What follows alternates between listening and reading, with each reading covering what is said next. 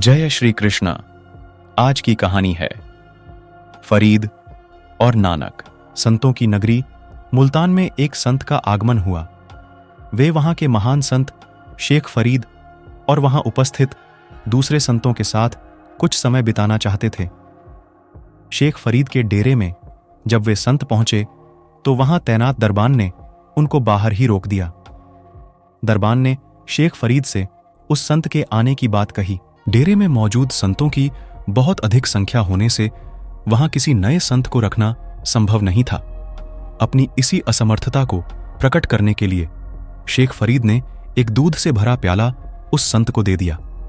दूध भरे प्याले को देखकर तनिक सोचने के पश्चात उस आगंतुक संत ने उस प्याले में एक गुलाब की पंखुड़ी डालकर वह प्याला दरबान के ही हाथ शेख फरीद को लौटा दिया।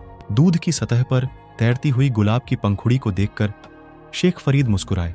वे समझ गए कि बाहर खड़ा संत कोई साधारण व्यक्तित्व नहीं है। डेरे के बाहर आकर जब स्वयं शेख फरीद ने देखा तो उनके सामने और कोई नहीं अपितु संत श्री गुरु नानक जी खड़े थे। हर्षित मन से शेख फरीद ने उनका स्वागत किया और सम्मानपूर्वक उनको अपने डेरे में रहने की अनुमति दे दी। सूफी संत शेख फरीद नदी किनारे बैठे थे। एक शिष्य ने जाकर जिज्ञासा प्रकट की कि परमात्मा को कैसे खोजें। फरीद ने उससे कहा, मैं नहाने जा रहा हूं, तुम भी साथ साथ चलो। दोनों स्नान करने चले गए। फरीद के साथ शिष्य भी नदी में उतर गया। उसके मन में बार बार यही प्रश्न उठ रहा था कि परमात्मा का और नहाने का क्या संबंध। जैसे ही शिष्य ने पानी में डुबकी लगाई, फरीद ने उसकी गर्दन पकड़ थोड़ी देर पानी में डुबोए रखी। शिष्य ने बड़े हाथ पैर पटके खूब जोर लगाया, लेकिन वह फरीद की पकड़ से छूट नहीं पाया। आखिर में जब उसकी सांस घुटने लगी तब उसने इतनी जोर का झटका दिया कि फरीद की सख्त पकड़ के बावजूद वह मुक्त हो गया। गुस्से में जोर से उफनते हुए वह बोला, मैं तो आया था भगवान को खोजने, मगर आप तो मुझे मारने पर तुले हुए थे। फरीद ने बड़े शांत भाव से कहा, जब मैंने तुम्हें पानी के नीचे डुबोए रखा था तब कितनी इच्छाएं तुम्हारे मन में आई थीं।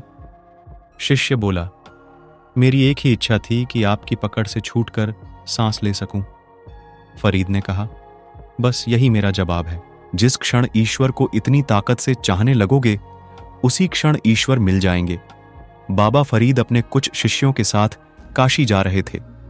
शिष्यों ने सोचा, काशी में संत कबीर रहते हैं, जब दोनों संत मिलेंगे तो उनके आपसी बातचीत से हमारा ज्ञान बढ़ेगा। फरीद के आगमन से कबीर के शिष्यों ने भी ऐसा ही सोचा। दोनों संत मिले। 3 दिनों तक दोनों साथ रहे, लेकिन दोनों के बीच कोई ज्ञान चर्चा नहीं हुई। चौथे दिन बाबा अपने शिष्यों के साथ आगे चल पड़े। रास्ते में शिष्यों ने पूछा, बाबा, हम सोच रहे थे कि संत कबीर की बातचीत से हमारा कुछ ज्ञान बढ़ेगा, लेकिन आप लोग तो कुछ बोले ही नहीं। फरीद बोले, मैं किससे बात करता?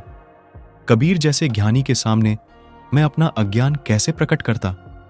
अपने शिष्यों द्वारा यही प्रश्न पूछे जाने पर कबीर का भी यही उत्तर था। दोनों संतों के शिष्यों को यह समझ में आ गया कि दो ज्ञानियों के संवाद की भाषा गूंगी हो जाती है, जबकि अज्ञानी वाद विवाद में फंस जाते हैं।